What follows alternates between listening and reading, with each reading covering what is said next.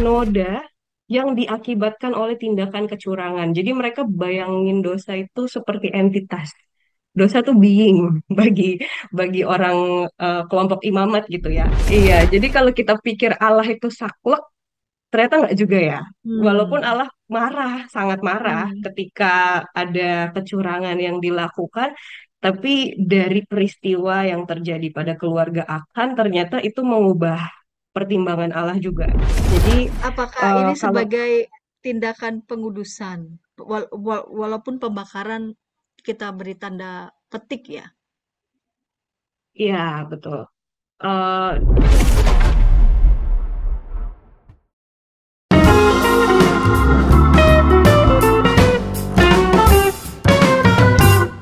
Sahabat, jumpa kembali dalam program Ngulik Alkitab. Program Ngulik Alkitab ini diselenggarakan sebagai media, sebagai sarana bagi kita membaca kitab suci, lalu kemudian menggali setiap pesan yang sangat berharga, mutiara yang sangat berharga dalam setiap teks yang kita ulik dan melihat relevansinya untuk kehidupan kita sehari-hari.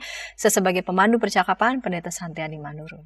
Pada episode kali ini kita mengulik Yosua pasal 7 ayat 1 sampai 15, Yosua pasal 7 ayat 1 sampai 15 dan dilanjutkan pasal 8 ayat 10 sampai 17 dan ayat 28 sampai 29.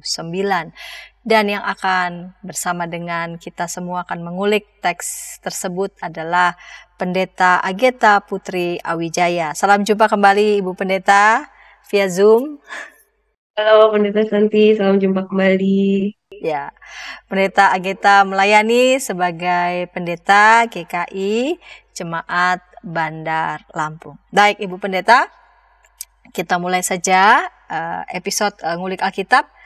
Yosua pasal 7 ayat 1 sampai 15, pasal 8 ayat 10 sampai 17 dan ayat 28 sampai 29 diberi judul pembakaran sebagai pengudusan. Tanda tanya ini ya, pembakaran sebagai pengudusan. Kita akan menemukan jawabannya dalam elaborasi teks yang nanti akan disampaikan oleh Pendeta Ageta. Sebelum kita mulai, kita berdoa. Silakan Ibu Pendeta dapat memimpin kita dalam doa. Mari kita bersatu di dalam doa. Tuhan Allah yang kami kenali sebagai Allah yang Maha Kasih, Maha Rahim, penuh dengan kemurahan hati dan kasih setia. Pada hari ini kami akan bersama-sama belajar dari firman Tuhan yang mungkin tidak mudah kami pahami. Namun kami percaya Roh Kudus-Mu akan menuntun kami untuk memahami firman-Mu dan juga kehendak-Mu. Oleh karena itu, tolonglah kami agar kami membuka hati dan pikiran kami untuk dituntun oleh Roh-Mu dan dikaruniai hikmat-Mu, sehingga kami dapat semakin mengenal Tuhan dan juga mengenal bagaimana Tuhan membentuk kami sebagai umat-Mu. Di dalam Yesus Kristus kami berdoa. Amin. Baik, saya akan membaca Yosua pasal 7 ayat 1 sampai 15, lalu kemudian dilanjutkan pasal 8 ayat 10 sampai 17 dan 28 sampai 29. Perikop ini diberi judul dosa Achan dan akibatnya. Orang Israel berlaku tidak setia mengenai barang-barang yang dikhususkan untuk dimusnahkan itu. Achan bin Karmi bin Zabdi bin Zerah dari suku Yehuda mengambil sesuatu dari barang-barang yang dikhususkan itu. Murka Tuhan pun menyala-nyala terhadap orang Israel. Yosua mengutus orang dari Yeriko ke kota Ai yang terletak dekat Bet Awen di sebelah timur Betel dengan perintah, pergilah mengintai negeri itu. Lalu orang-orang itu pergi mengintai kota Ai. Kemudian mereka kembali kepada Yosua dan berkata kepadanya, tidak perlu seluruh bangsa itu pergi, cukuplah 2 atau 3.000 orang pergi menggempur kota itu. Jangan melelahkan seluruh bangsa itu ke sana, sebab orang-orang di sana hanya sedikit saja. Lalu berangkatlah kira-kira 3.000 orang dari bangsa itu ke sana. Tetapi mereka melarikan diri dari orang Ai. Orang Ai menewaskan kira-kira 36 orang dari mereka. Orang-orang Israel itu dikejar dari depan gerbang kota sampai ke Shebarim dan dipukul kalah di lereng. Lalu kecut dan ciutlah hati bangsa itu. Yosua pun mengoyak pakaiannya dan sujud dengan mukanya sampai ke tanah di depan tabut Tuhan hingga petang bersama tua-tua Israel. Mereka menabur debu di kepala mereka. Yosua berkata, "Ah Tuhan Allah, mengapa Engkau menyuruh bangsa kami ini menyeberangi sungai Yordan untuk diserahkan kepada orang Amori dan dibinasakan? Lebih baik dulu kami putuskan untuk tetap tinggal di seberang sungai Yordan. Oh Tuhan, apakah yang akan kukatakan setelah orang Israel berbalik lari dari hadapan musuhnya? Orang Kanaan dan seluruh penduduk negeri ini akan mendengar hal itu. Mereka akan mengepung kami, melenyapkan nama kami dari muka bumi. Apa yang akan kau lakukan demi namamu yang besar itu?" Lalu Tuhan berfirman kepada Yosua, "Bangunlah, mengapa engkau sujud seperti itu? Orang Israel telah berbuat dosa. Mereka melanggar perjanjianku yang kuperintahkan kepada mereka. Mereka mengambil sesuatu dari barang-barang yang dikhususkan untuk dimusnahkan itu. Mereka mencurinya dan dengan tipu daya menaruhnya di antara barang-barang mereka. Oleh sebab itu orang Israel tidak mampu menghadapi musuh mereka. Mereka berbalik lari dari hadapan musuh mereka karena mereka sendiri telah dikhususkan untuk dimusnahkan. Aku tidak akan lagi menyertai kamu, kecuali segala yang dikhususkan untuk dimusnahkan itu kamu lenyapkan dari antara kamu. Pergilah, kuduskan bangsa itu dan katakan, kuduskanlah dirimu untuk esok hari, sebab demikian firman Tuhan Allah Israel. Hai orang Israel, ada yang dikhususkan untuk dimusnahkan di antaramu. Kamu tidak akan mampu menghadapi musuhmu sebelum kamu menyingkirkan barang-barang yang dikhususkan itu dari antaramu. Besok pagi, kamu suku demi suku harus maju ke depan, dan suku yang ditunjuk oleh Tuhan harus maju ke depan, kaum demi kaum. Kaum yang ditunjuk oleh Tuhan harus maju ke depan, keluarga demi keluarga, dan keluarga yang ditunjuk oleh Tuhan harus maju ke depan seorang demi seorang. Siapapun yang didapati menyimpan barang-barang yang dikhususkan itu harus dibakar dengan api bersama dengan segala miliknya, sebab ia telah melanggar perjanjian Tuhan dan melakukan kekejian di antara orang Israel. Pasal 8 ayat 10 sampai 17. Keesokan harinya pagi-pagi benar, Yosua memeriksa barisan prajuritnya itu.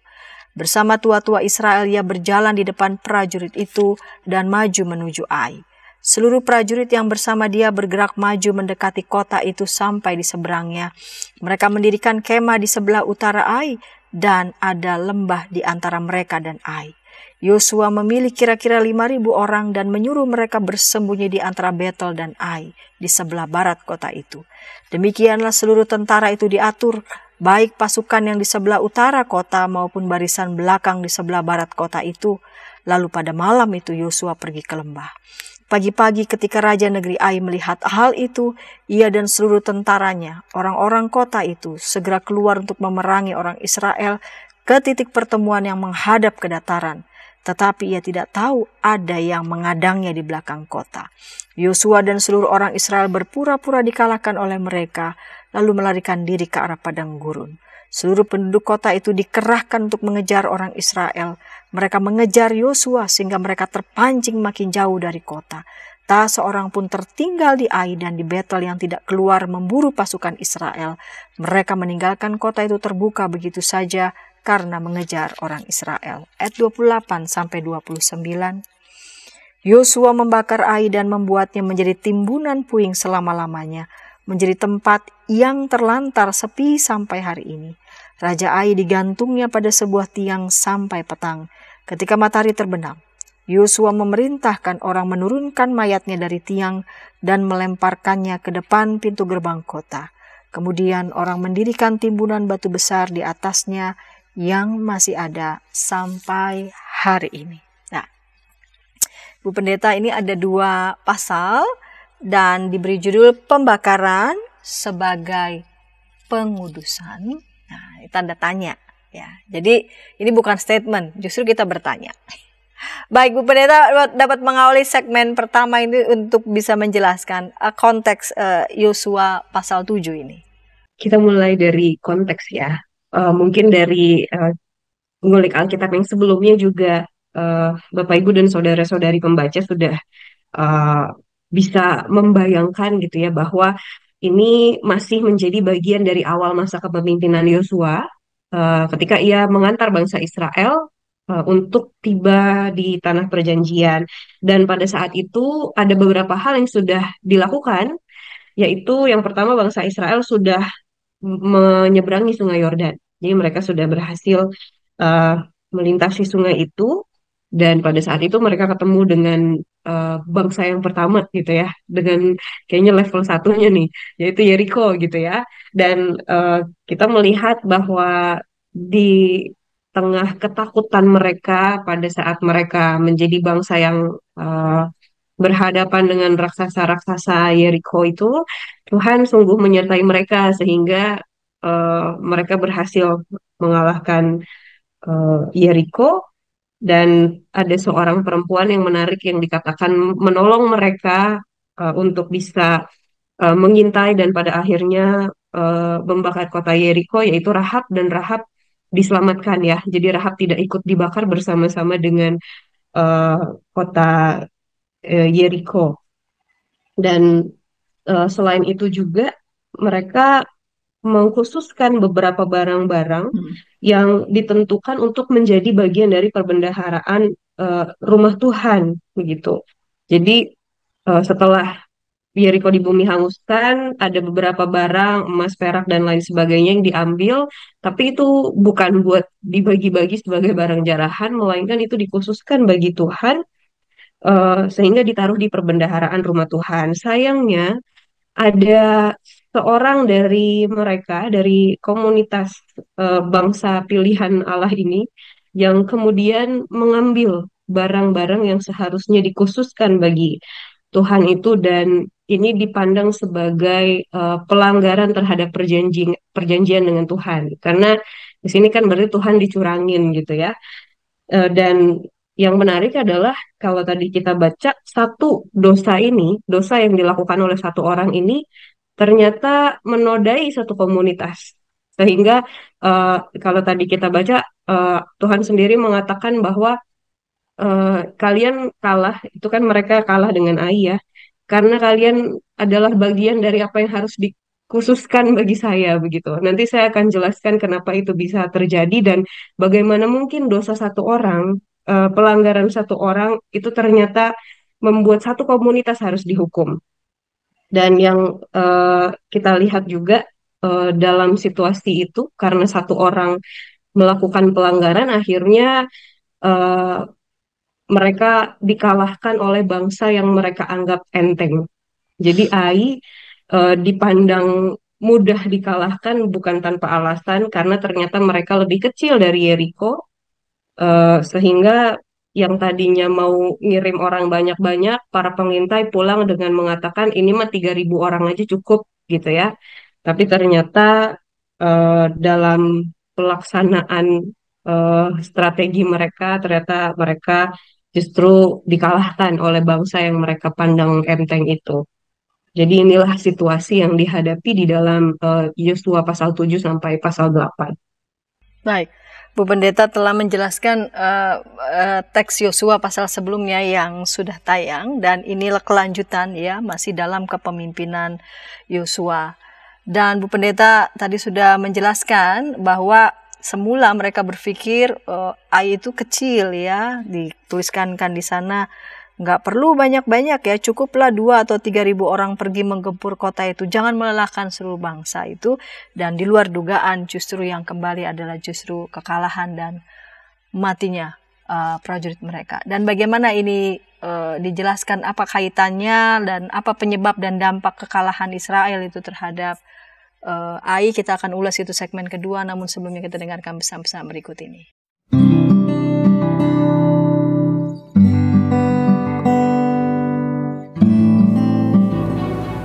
Hi folks, this is Daily Spirit for Youth, a daily devotional that helps you grow closer to God and apply His Word to your life. Daily Spirit for Youth dapat Anda saksikan hari Senin sampai Sabtu, pukul 4.30 waktu Indonesia Barat, di channel YKB TV. Kita jumpa dalam acara Pembangunan Jemaat. Pembangunan Jemaat setiap Senin di minggu kedua dan keempat pukul 20 waktu Indonesia Barat. Dapat Anda nikmati di channel YKB TV.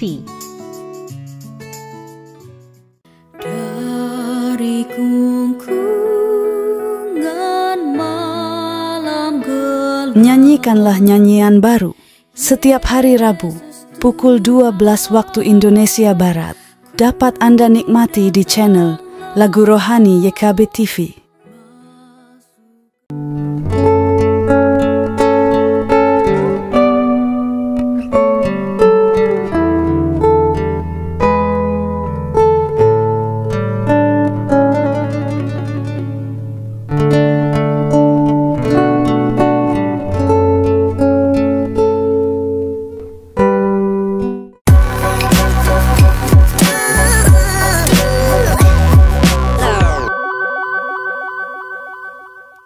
Sahabat, senang masih bersama dengan kami dalam program Ngulik Alkitab. Pada episode kali ini kita mengulik Yosua pasal 7 ayat 1 sampai 15 dan dilanjutkan pasal 8 ayat 10 sampai 17 dan dilanjutkan ayat 28 sampai 29 dengan judul Pembakaran sebagai Pengudusan dengan narasumber Pendeta Ageta Putri Awijaya. Saya sebagai pemandu percakapan, Pendeta Santiane Manurung, mengajak sahabat dapat berinteraksi di kolom komentar yang sudah tersedia.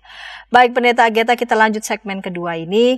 Pendeta Ageta di segmen pertama sudah memberitahu nih, sudah menjelaskan, ada juga di teks kita bahwa semula dalam pandangan umat Israel dalam kepemimpinan Yosua, Ai itu kecil, tapi ternyata toh kalah. Apa penyebabnya? Jadi kenapa kok untuk Yeriko yang besar itu mereka bisa dengan ya nggak dengan mudah juga ya, dengan usaha mereka berhasil mengalahkan, tapi kenapa kok Ai yang kecil aja bisa mereka nggak bisa melawan? Dan di sini penyebabnya Tuhan sampaikan secara pribadi kepada Yosua sebelum kepada seluruh bangsa, gitu ya, bahwa ternyata ini bukan soal mereka kecapean perang atau karena mereka kalah strategi atau karena orang-orang yang dikirim dari Yeriko itu nggak terlalu bagus kondisinya gitu ya, performanya, tetapi justru karena sesuatu yang terjadi di dalam diri bangsa Israel sendiri dan tidak ada kaitannya dengan kekuatan militer mereka. Yaitu kalau kita baca di Yosua pasal 7 ayat 11, di sana dikatakan ini karena orang Israel telah berbuat dosa dan mencuri barang yang dikhususkan bagi Allah. Mungkin saya minta tolong Pendeta Santi membacakan lagi ya, Yosua pasal 7 ayat 11. Orang Israel telah berbuat dosa, mereka melanggar perjanjianku yang kuperintahkan kepada mereka. Mereka mengambil sesuatu dari barang-barang yang dikhususkan untuk dimusnahkan itu. Mereka mencurinya dan dengan tipu daya menaruhnya di antara barang-barang mereka. Ya. Jadi inilah penyebab kekalahan mereka. Karena ternyata ada kecurangan yang dilakukan, ada dosa yang diperbuat. Dan nanti saya akan jelaskan juga dosa ini beda gitu ya dengan dosa yang kita gambarkan di dalam teologi Kristen. Jadi karena dosa ini akhirnya bangsa Israel jadi kalah gitu, dan Yosua sebagai pemimpin diberitahu oleh Allah. Dan seperti yang kita lihat juga di bagian berikutnya, apa yang harus dilakukan dari itu semua ternyata adalah proses pengudusan kembali. Nah, dan itu dilakukan dengan memisahkan orang-orang yang tidak terlibat di dalam pencurian dengan keluarga yang terlibat di dalam pencurian, lalu membakar mereka yang ternyata kedapatan bersalah. Nah, ini ada kaitannya dengan persepsi tentang dosa yang ada di dalam kitab Yosua. Jadi berbeda dengan dosa yang kita maknai di dalam teologi Kristen, dosa itu kan perbuatan yang tidak sesuai dengan kehendak Allah atau kejahatan yang kita lakukan kepada sesama kita gitu ya. Jadi buat orang Kristen, kalau menghilangkan dosa itu caranya bagaimana? Ya diampuni gitu ya. Sehingga Kristus pun ada di kayu salib untuk mengampuni dosa kita. Tapi dosa dalam konsepsi yang ada dalam kitab Yosua ini agak berbeda. Jadi kalau kita perhatikan, kitab Yosua ini punya pengaruh yang sangat kuat dari kelompok imamat. Kelompok yang sama yang menulis kitab imamat gitu ya, sumber priest. Dan Ini terlihat juga di pasal-pasal sebelumnya kalau kita cek banyak sekali perintah Allah kepada Yosua gitu ya bagi bangsa Israel melalui Yosua untuk menguduskan. Jadi ini tentang pengudusan gitu, pembersihan dan lain sebagainya. Karena menurut eh, kelompok ini dosa itu bukan tindakannya, tetapi dosa itu lebih seperti eh, noda yang diakibatkan oleh tindakan kecurangan. Jadi mereka bayangin dosa itu seperti entitas. Dosa itu being bagi orang kelompok imamat gitu ya. Being yang kotor, yang kalau dia nempel dan dia akan nempel pada orang yang melakukan dosa, orang itu jadi eh, tidak bersih. Kita juga beberapa pertemuan lalu kayaknya sudah membahas tentang herem ya. Jadi ini ya tidak tentu berbeda dosa dengan herem, tetapi eh, apa ada kesamaannya. Kalau herem itu kan memang dari sananya gitu ya, nggak boleh diapa-apain. Tapi kalau dosa itu noda yang diakibatkan karena pelanggaran. Eh, buat kelompok imamat, Allah itu kudus dan Allah yang kudus nyaman tinggal di tempat yang kudus. Sehingga kalau bangsa Israel mau tinggal bersama Allah, kalau bangsa Israel mau mempertahankan Allah berkemah di tengah-tengah mereka, itu kan teologinya kelompok imamat ya. Allah dengan Israel itu punya hubungan yang so sweet, Allah itu tinggal bareng mereka, dan eh, adalah tanggung jawab mereka sebagai umat yang dikasihi untuk membuat Allah nyaman tinggal di situ. Sehingga semua noda yang ada itu harus secara rutin dibersihkan. Makanya pembersihan dosa itu bukan sekali beres. Kalau Yesus kan sekali untuk selamanya gitu ya. Menurut umat Israel, ya harus rajin membersihkan dosa itu supaya Allah yang kudus itu nyaman tinggal bersama dengan bangsa kudus yang dipilih dan dikasihinya. Dan karena itu segala sesuatu yang dinodai oleh dosa, oleh karena pelanggaran terhadap perjanjian, oleh karena kecurangan, itu harus dibersihkan. Dan disinilah kita melihat gitu ya, Allah sendiri mengatakan bahwa eh, bangsa Israel yang melakukan tindakan yang akhirnya membuat dosa itu nempel pada mereka, membuat mereka jadi harus dikhususkan, harus dikuduskan. Dan karena itu ketika mereka berhadapan dengan Ai, yang terjadi adalah mereka kalah, bahkan beberapa orang mati gitu ya, 36 orang mati. Karena mereka lagi dalam kondisi harus dibersihkan. Dan pada saat itu dampak dari tindakan ini yang dilakukan kecurangan itu jadinya eh, kekalahan, kekalahan dan kematian. Kalau kita lihat posisinya Yosua, sebenarnya juga kasihan gitu ya. Saya paling nggak kebayang dengan Yosua pada saat itu. Yosua itu kan pemimpin yang sebenarnya eh, modalnya adalah taat pada Tuhan. Modal dia itu pokoknya Allah ngomong apa dia ikut gitu. Betul. Dan pada saat itu Yosua tuh ada dalam posisi di mana dia tidak tahu apa-apa tentang apa yang sedang terjadi.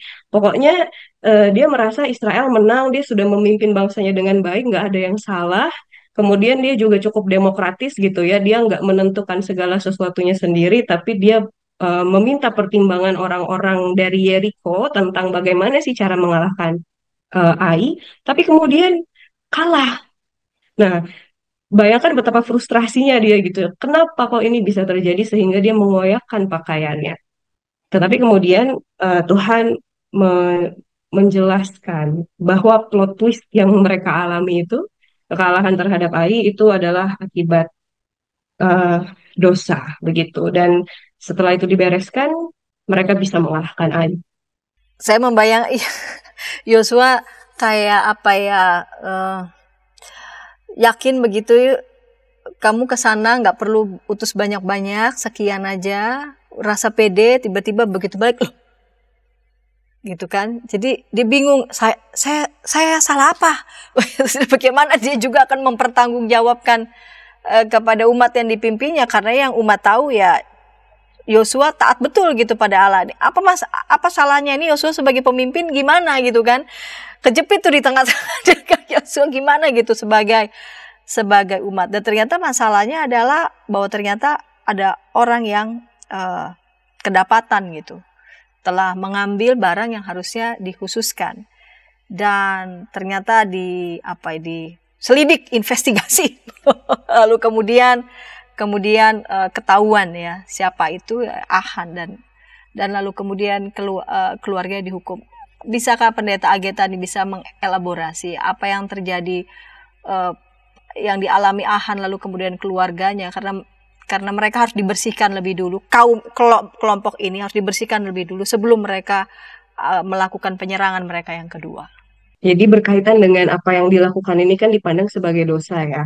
Jadi konsekuensinya pun ya sesuai dengan tindakan mereka. Karena dosa itu noda, ya mereka harus dibersihkan dari tengah-tengah bangsa Israel. Jadi tujuan penghukuman Achan ini adalah pembersihan komunitas Israel. Jadi Achan itu bukan tumbal, tapi Achan itu sudah menjadi noda yang emang pilihannya adalah kamu keluar. Kalau kamu nggak keluar, satu bangsa ini yang akhirnya kena begitu. Dan itulah konsekuensi dari mengambil apa yang seharusnya tidak diambil begitu ya. Dan terlebih ini punyanya Allah lagi yang diambil. Nah, karena itu mereka dikenai sebuah penghukuman yang menurut saya ini kekerasan yang simbolik, yang punya makna simbolik juga di situ gitu ya. Kalau kita melihat kan penghukumannya bangsa Israel dulu tuh kayaknya kreatif gitu ya, dilempari batu, dibakar dan lain sebagainya. Dan ini dilakukan kepada keluarga Achan. Kenapa metode itu yang dipilih? Kalau kita bayangkan, ini lagi-lagi teologinya kelompok imamat ya. Ketika sebuah persembahan itu dinaikkan kepada Tuhan, persembahan untuk penghapusan dosa, karena dosa tidak diampuni tapi dihapuskan ya, sekali lagi, itu kan biasanya ada mezbah yang harus ditata, kemudian korbannya dinaikkan ke situ, baru dibakar dan dipersembahkan kepada Allah. Tapi ini masalahnya korbannya kotor nih, siapa yang menyentuh dia ikut kena kotor juga. Sehingga kita nggak bisa menata batu lalu naruh mereka di situ, gitu kan? Dan yang dilakukan oleh bangsa Israel adalah menggiring mereka jauh keluar dari tempat tinggal bangsa Israel, lalu melempari mereka dengan batu. Jadi ini kayak ya mezbahnya disusunnya dari jarak jauh begitu ya. Batu-batunya itu disusun dari jarak yang cukup aman bagi mereka, sehingga mereka dilempari. Dan setelah dilempari, mereka dibakar. Itulah tindakan penyucian yang dilakukan bagi keluarga Achan. Dan karena penyucian itu sudah bagi bangsa Israel ya, bagi bangsa Israel lewat pemusnahannya keluarga Achan beserta dengan barang-barang yang mereka curi. Dan setelah itu dilakukan, Israel menang dari Ai. Jadi ternyata memang tidak bisa ditawar-tawar gitu bagi Allah dengan perjanjiannya. Kalau itu ditaati, ya mereka akhirnya bisa memperoleh apa yang diharapkan begitu. Dan akhirnya mereka menang, meskipun juga dengan strategi ya, yang juga dipandu oleh Allah tentunya. Jadi ada 30.000 orang yang dipilih, lalu mereka diminta untuk sebagian mengalihkan perhatian, baru sebagian membakar. Dan ini yang menarik lagi. Metodenya sama dengan metode yang dilakukan pada Yeriko. Jadi kenapa Ai dimusnahkan dengan cara yang sama dengan Yeriko dimusnahkan? Dan ini masih berkaitan dengan pengudusan tadi. Kenapa Yeriko dibakar dan Ai dibakar? Karena tujuan dari pemusnahan ini kan adalah pengudusan ya. Ini lagi-lagi ini bukannya melegitimasi kekerasan, tapi ini kacamatanya orang imamat, kelompok imamat. Dan karena itu pemusnahan yang dilakukan kepada Ai itu sudah sesuai dengan perintah pengudusan yang diberikan oleh Allah. Kira-kira begitu. Lalu kemudian terjadilah ya penyerangan yang kedua setelah mereka melakukan penyucian, pembersihan begitu. Ya, Nah, ya pembersihan itu bagian dari penyerangan yang kedua. iya, iya. Nah, ketika penyerangan yang kedua, lalu kemudian kota Ai dimusnahkan, ini ada yang menarik nih ya. Di ayat 2, engkau harus lakukan terhadap Ai dan rajanya seperti yang kau lakukan terhadap Yeriko dan rajanya, hanya barang dan ternaknya boleh kamu jarah, tempatkanlah bagimu orang untuk mengadang kota itu dari belakang. Ini ada yang menarik, mereka lalu kemudian mengizinkan mengambil jarahan walaupun itu yang diambil adalah ternak dan barang-barang. Ini kenapa ada semacam perubahan ini yang terjadi? Silakan begitu, justru ambil tapi ya ambil ternak dan barang-barang. Sepertinya Allah melunak gitu ya.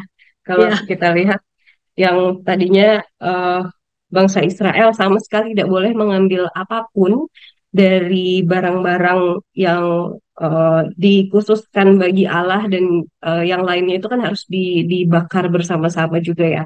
Kali ini Allah seperti melunak dan mengizinkan ternak dan juga beberapa barang itu diambil sebagai jarahan. Jadi yang tadinya saklek nggak boleh, sekarang jadi ya udah boleh deh gitu ya. Dan di sini kita melihat bahwa ternyata Allah itu bukan Allah yang sepenuhnya saklek gitu ya. Bahkan di dalam kemarahan Allah sekalipun, ketika ia melihat bahwa bangsanya ini punya keinginan, mungkin saya bilang keinginan karena kalau kebutuhan tuh sebenarnya sudah disediakan Allah semuanya ya. Tapi mungkin dia melihat bangsanya kepengen juga gitu ya, punya ternak, punya barang-barang itu. Akhirnya diizinkanlah oleh Allah mereka mengambil beberapa barang. Dan di sini kita menyadari sebenarnya Allah tuh murah hati, misal nggak dicurangin gitu ya. Nah, eh, di lain sisi Yosua pun juga memperlihatkan perubahan sebetulnya, dan mungkin saya di sini mengatakan ini sebagai perkembangan di dalam cara Yosua memimpin. Karena kalau kita perhatikan sebelum ini kan dia berkonsultasi pada Allah, tapi juga ia berkonsultasi pada beberapa panglima di Israel yang mungkin juga ia sudah percaya gitu. Dan rasanya dia menempatkan Allah sebagai penasihat mungkin di level yang sama dengan orang-orang yang dia percaya. Tapi dari pengalaman ini ia belajar untuk menempatkan mereka pada posisi yang seharusnya. Allah nomor satu, Allah yang harus didengerin dulu. Setelah itu baru ia bisa berkonsultasi kepada para panglima perang yang mungkin juga ia sudah percayai kemampuannya dan sudah cukup lama memimpin bersama-sama dengan dia begitu. Nah, di sini dia semakin belajar untuk bergantung pada perkataan Allah ya, baru pada saudara-saudara sebangsanya. Jadi di sini bangsa Israel belajar untuk bukan hanya mengkalkulasi kekuatan mereka gitu ya, karena ternyata bukan kekuatanlah yang membuat mereka bisa mengalahkan bangsa-bangsa lain, melainkan ini karena Tuhan gitu. Jadi percuma mengkalkulasi kekuatan, menghitung lalu menemukan jumlah, oh ternyata 3.000 aja cukup kok. Kalau ternyata mereka tidak setia pada perjanjian. Disinilah mereka benar-benar belajar bahwa sebagai umat Tuhan prioritas mereka nomor satu adalah setia pada perjanjian, taat pada Allah, dan setelah itu Allah akan memberikan mereka kemenangan, bahkan hikmat untuk menyusun strategi untuk bisa akhirnya mengalahkan bangsa lain yang saat itu mengancam kehidupan mereka di tanah perjanjian itu. Kira-kira begitu. Baik, justru pasca penyerangan yang kedua dan juga setelah mereka melihat sendiri begitu ya, bahwa mereka harus melakukan penyucian dan terjadilah perubahan. Allah berubah dari yang sama sekali tidak mengizinkan mereka mengambil rampasan, harta rampasan dari yang sudah ditaklukkan, Tuhan izinkan. Lalu kemudian kedua, Yosua yang tadinya ya percaya begitu saja informasi dari rekan ataupun teman ataupun bawahan, dan percaya sungguh pada perkataan Allah, dan orang Israel, bangsa Israel belajar bukan saja untuk mengkalkulasi kekuatan, melainkan juga sungguh-sungguh percaya dan menjadi takut akan Allah. Dan karena judul kita ini kan apakah pembakaran itu sebagai pengudusan? Nah, ini nih pertanyaan ini nih akan Pendeta Ageta jelaskan di segmen yang ketiga berkaitan dengan penyerangan terhadap AI itu menjadi kekerasan bagi kita pembaca modern. Kita mungkin bingung begitu ya. Ini kenapa? Ini kan peristiwa kekerasan ya. Mengapa ya? Ini diizinkan oleh Tuhan. Kita akan ulas itu segmen ketiga, namun sebelumnya kita dengarkan pesan-pesan berikut ini.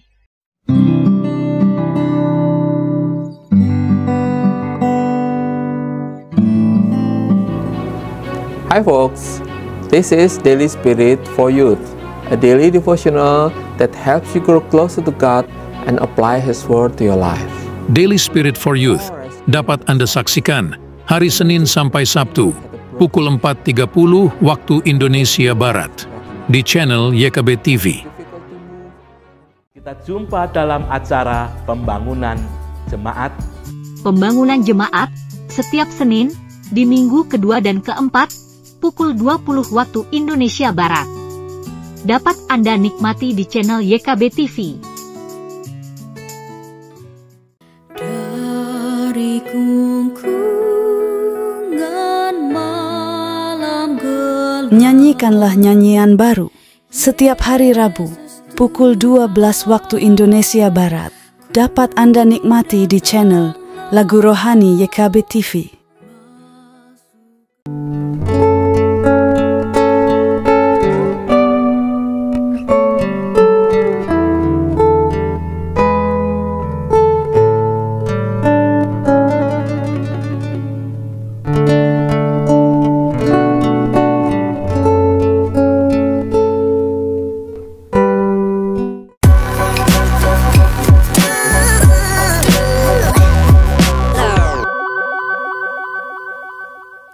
Sahabat Senang masih bersama dengan kami dalam program Ngulik Alkitab. Pada episode kali ini kita mengulik Yosua pasal 7 ayat 1 sampai 15 dan dilanjutkan pasal 8 ayat 10 sampai 17 dan dilanjutkan ayat 28 sampai 29 dengan judul Pembakaran sebagai Pengudusan dengan narasumber Pendeta Ageta Putri Awijaya. Kita masuki segmen ketiga, segmen penutup. Saya mengajak sahabat dapat berinteraksi di kolom komentar yang sudah tersedia.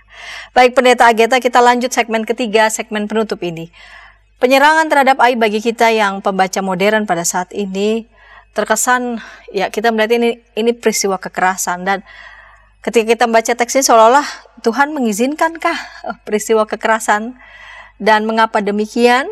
Terlebih lagi berkaitan dengan judul Ngulik Alkitab pada episode kali ini, apakah pembakaran itu sebagai pengudusan? Ini gitu ya, karena di dalam bayangan kita itu kan Allah tuh maha kasih, murah hati, penyayang. Tapi kok di sini kita melihat Allah seperti mengizinkan peristiwa kekerasan gitu ya. Dan mungkin saya di sini bukan, saya tidak mau membela Tuhan yang sepertinya kok kayak melegitimasi kekerasan itu, tapi saya mau mengajak kita semua untuk melihat teologinya bangsa Israel dalam situasi ini gitu ya. Dan ini bukan untuk melegitimasi kekerasannya, tapi ini membuat kita memahami mengapa pembakaran itu bisa mereka lihat sebagai bagian dari kehendak Allah begitu. Karena lagi-lagi frameworknya ketika kita baca kitab Yosua ini sangat banyak dipengaruhi oleh kelompok imamat yang sebenarnya tadi cirinya juga sudah saya sampaikan ya, ada dua setidaknya, tentu ada ciri lain juga, tapi dalam hal ini yang terlihat adalah dalam perjanjian dengan Tuhan itu buat kelompok imamat ada hal-hal yang harus dikuduskan dan dikhususkan bagi Tuhan, karena Tuhan adalah kudus, ia menyukai kekudusan dan ia nyaman tinggal di tengah kekudusan, sehingga kalau bangsa Israel mau Allah tetap ada bersama dengan mereka, diam dengan nyaman bersama mereka, mereka juga harus menjaga diri. Dan kemudian dosa itu bukan tindakan, tetapi dosa itu seperti noda yang merupakan implikasi dari tindakan kecurangan itu, sehingga harus dibersihkan. Dan inilah juga yang berlaku pada Yeriko dan Ai sebagai kota yang belum dikuduskan bagi Tuhan. Jadi cara mereka membersihkan ini sebenarnya juga punya makna simbolik ya, bahwa nantinya di tanah perjanjian mereka harus hidup kudus sehingga apa-apa saja yang tidak kudus sebaiknya disingkirkan sejak awal, kira-kira begitu. Walaupun memang cara yang akhirnya dilakukan adalah cara kekerasan. Mau dibilang kolonialis juga sebenarnya susah karena kalau kolonialis kan mereka menjajah, tapi ini mereka memusnahkan, mungkin lebih tepat genosida ya. Tapi ini punya makna teologis jadinya. Em, dan eh, ini semua dilakukan memang kalau kita perhatikan bagaimana penulis ini menarasikan ya sesuai dengan apa yang diminta oleh Tuhan, dan mungkin dari ngulik Alkitab yang sebelum-sebelumnya juga sudah disampaikan ya bahwa narasi ini dirangkai sedemikian rupa oleh penulis dan redaktur untuk meyakinkan bangsa Israel tentang seperti apa Allah, dan mungkin juga untuk menolong mereka di tengah kehidupan bersama dengan bangsa asing gitu. Tapi faktualnya apakah itu terjadi atau tidak, lagi-lagi kembali ke apa yang pernah disampaikan Pak Daniel Setiabudi tentang kaum minimalis dan maksimalis gitu ya. Ada yang percaya bahwa oh ini sungguh-sungguh terjadi dan memang diceritakan berdasarkan eh, kenyataan, tapi ada juga yang melihat bahwa ini kan faktualnya sudah tidak bisa dicek gitu. Jadi eh, bergantung saja pada narasi yang diturun alihkan. Tapi terlepas dari itu semua, yang kita tangkap di sini adalah teologi pengudusan ini sungguh mewarnai peristiwa apa ya, peristiwa penyerangan terhadap bangsa-bangsa yang ada di tanah perjanjian begitu. Dan kalau kita berpikir bahwa ini cuma terjadi pada bangsa lain, nyatanya uh, bagi bangsa Israel sendiri ukuran yang sama diberlakukan. Bahkan bukan cuma dari bangsa dari luar ya, internalnya pun itu benar-benar Allah konsekuen, konsisten bahwa Allah menghendaki sungguh-sungguh umat itu dikhususkan, dikuduskan. Nah, pembakaran ini sendiri bagaimana kita memaknainya? Ya, jadi apakah ini sebagai tindakan pengudusan, walaupun pembakaran kita beri tanda petik ya? Iya, betul.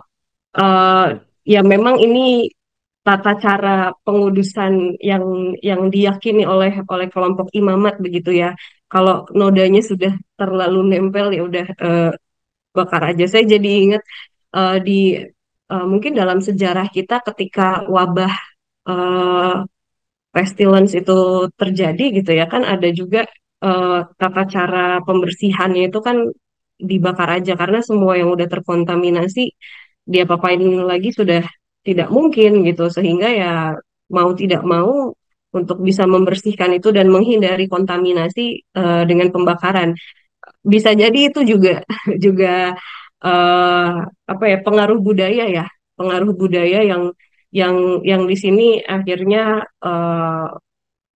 kalau kalau dalam bangsa Israel kan berarti teologinya juga dipengaruhi dengan budaya itu, dan ternyata budaya yang sama juga juga dimiliki oleh kita pada masa wabah pestilence itu kan. Jadi karena itulah pembakaran itu yang akhirnya menjadi tata cara yang dipilih. Tapi tadi menariknya kan bukan cuman orang luar yang dapat aturan tentang pengudusan itu, tetapi hal yang sama berlaku juga bagi bangsa Israel. Dan di sini kita menyadari sisi lain ya dari teologi tentang umat pilihan Allah. Kalau kita seringkali merasa iri pada Israel sebagai umat pilihan Allah gitu ya, kayaknya umat pilihan ini curang banget, apa-apa menang, apa-apa enak, nggak bisa salah. Ternyata nggak demikian juga. Karena ternyata konsekuensi sebagai umat pilihan, walaupun Allah memperhatikan mereka, menyertai mereka, menguduskan mereka, ternyata mereka juga bukan nggak bisa salah begitu. Dan justru mereka punya tanggung jawab yang lebih untuk menguduskan diri dibanding dengan bangsa lain, karena mereka tentunya ingin Allah tetap hadir bersama dengan mereka. Dan karena itu kalau ada yang salah di dalam eh, tubuh komunitasnya bangsa Israel sendiri, itu bukan eh, dibiarkan oleh Allah gitu ya. Jadi Allah nggak, ya kalau anak orang bodoh amat, gimana ya? Justru karena ini anak sendiri gitu, jadi nggak bisa bodoh amat. Harus di apa ya, dididik sesuai dengan apa yang sudah disepakati di awal. Dan ternyata pelanggaran terhadap perjanjian itu benar-benar tidak bisa ditoleransi. Tapi tentu ini ya bisa kita mengerti juga gitu ya. Orang perjanjian yang apa, yang sudah apa, yang pelanggarannya tidak bisa ditoleransi aja masih sering dilanggar oleh bangsa ini. Apalagi kalau ternyata tidak ada konsekuensi bagi pelanggaran perjanjian. Jadi di sini kita melihat bahwa Allah itu bukan kejam tapi fair ya sebenarnya. Dari teologinya orang kaum imamat gitu. Apa yang Allah tetapkan ya itu berlaku untuk semua. Dan umat pilihan bukan umat kesayangan yang kalau salah dibelain, tetapi justru umat pilihan punya tanggung jawab lebih untuk tidak boleh melakukan pelanggaran. Itu penggambaran teologi imamat. Nah, relevansinya buat kehidupan kita sehari-hari, mungkin kita merasa kita orang Kristen begitu. Yang mendapat semacam apa? Keistimewaan kah? Kekhususan lah buat umat Israel saja begitu Allah mendidik mereka begitu. Allah fair, penggambaran teologi imamat ya, Allah itu fair loh. Allah juga menghendaki agar umatnya sungguh-sungguh menjadi umat perjanjian yang memang sungguh-sungguh taat dan sungguh-sungguh kudus ya. Iya, mungkin sebelum itu pertanyaan saya buat Kak Santi, buat diri saya sendiri juga dan buat kita semua gitu ya. Jadi masih mau ngaku-ngaku umat pilihan nggak setelah melihat ini? Karena kalau kita pikir umat pilihan hidupnya enak, tunggu dulu. Ada tanggung jawab lebih yang harus dilakukan. Dan pada akhirnya kita di sini belajar juga ya, bahwa ternyata kemahakasihan Allah, kemahapenyayangannya dan maharahimnya Allah itu juga ditempatkan pada kerangka yang sama dengan keadilan Allah, begitu. Allah Maha Kasih bukan berarti ia bisa dipermainkan. Sama seperti kalau kita ketemu dengan orang yang baik gitu ya, terlebih kalau kita tahu orang itu sayang sama kita, kadang kan di hati ini muncul juga keinginan untuk memanfaatkan kebaikan dia gitu ya, untuk kepentingan kita, bahkan mungkin dengan cara yang melukai dia, karena kita pikir dia nggak bakalan marah lah, orang dia sayang sama kita, dia kan orangnya baik gitu. Tapi di sini kita sungguh-sungguh belajar bahwa orang baik itu bukan untuk dikhianati gitu ya. Orang murah hati bukan untuk dicurangi.